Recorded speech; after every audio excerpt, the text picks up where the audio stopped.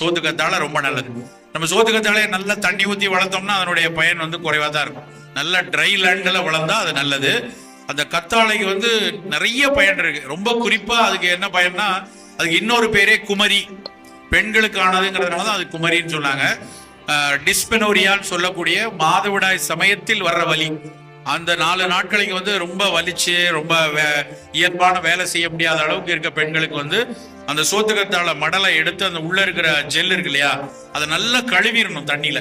அந்த பிசுபிசுப்பு தன்மை போய் தண்ணியில கழுவுனோம்னா நல்ல நொங்கு மாதிரி, பனை நொங்கு மாதிரி இருக்கும்.